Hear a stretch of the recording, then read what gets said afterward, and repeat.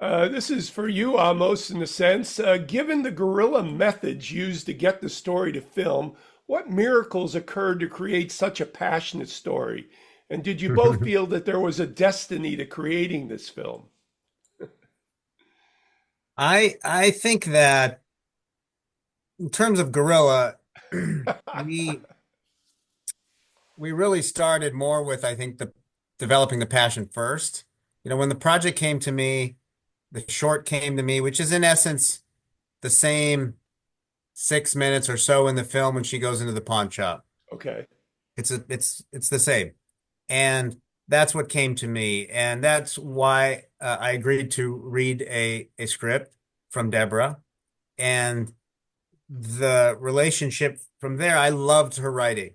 I loved the way she attacked the script. And uh, at that particular script, I didn't want to make it was different, but it was the same bones of the story and based on the same characters. So and the writing was so solid.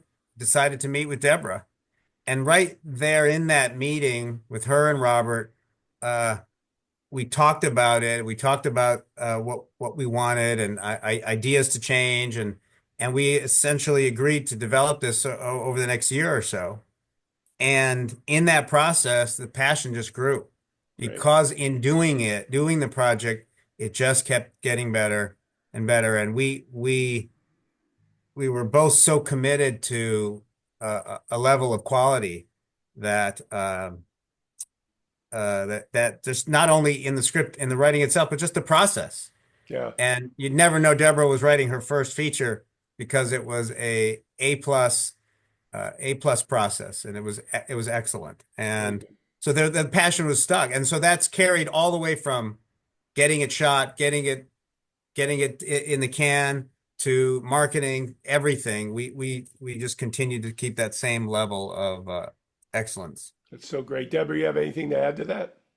Well, yeah, almost I agree with everything you said about the development process. Nothing about that was guerrilla. It was once we realized that we had a finite amount of time to take Right. advantage of incentives in Minnesota in the most perfect place. It was as if someone had built the town of Chisholm for us. Yeah. And it was literally, we discovered the incentives end of November. We scouted beginning of December. I called almost from one of the bars that we were scouting, and I said, "It is go time, friend. Like it's Ha! now over." And he had about a month, including the holidays, Wow. to rally his investors, get the money, and we were in Chisholm in pre-production in January. It was insane. Unbelievable.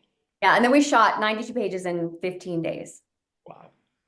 Well, that's what I meant by gorilla. I did read a little of the background. Um, so you create a whole other layer to your story by setting it in a cold region in the warm season of Christmas. What struck you about that contrast as you were developing the story on set and in production? I come from, like I said, a small town in northwestern Pennsylvania, right over the border from Ohio. I grew up where it snowed and snowed and snowed and snowed and was cold, and it's hard to live there. It is hard to live in that part of the country for me. And I just wanted to make every element of the film as hard on Grace as we possibly could. Plus, snow is just beautiful. I mean, you get so much production value from just that incredible amount of snow. But when we went to actually shoot, we actually couldn't count on snow any longer in the wintertime where I'm from. It's much more sporadic now. We Sure. could in Minnesota. And I wanted to set it at Christmas because uh, I love an alternative story at Christmas time. I love a story we're not sure is going to work out. I like subverting that genre, and also because I really wanted a ticking clock on her.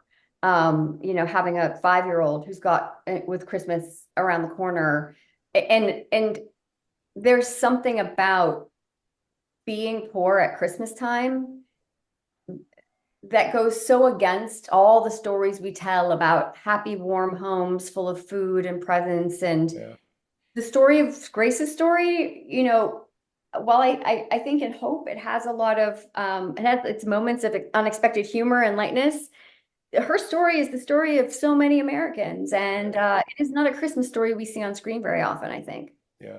So Amos, what was your experience with Chisholm, Minnesota? I don't foresee that you had gone to that part of the country before. Have you? Had you?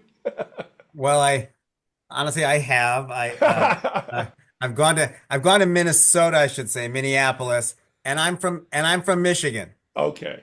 But I have to say though, Patrick, uh, I have never faced cold like that ever, like not even remotely. And on that first day that I got there, I think it was 20 below. It Oh was just man. incredible. But I when we got there, when we originally the script was written sort of very generic on where it was. right. We never really talked about a place, and I don't know, it was maybe halfway through, or maybe even near the end when we shot. We were rewriting some scenes, and we threw in Chisholm. We threw in the name. I'm from Chisholm, Great. just out of sort of an homage to how wonderful the town was, the people were to us, That's and so great. As we head into another governmental era of problematic examples of how Americans will relate to each other, how do you think your story is a different path to the restoration of these relationships? Man, if one person who watches this movie thinks I'm gonna maybe take a step back from what I believe I know to be true and real and start listening to other people on a personal basis, I don't think I need to figure out how to understand why people on the other side of the political divide feel like they do. I have people in my family like that, but I love them no matter what. I would do anything for them and they for me.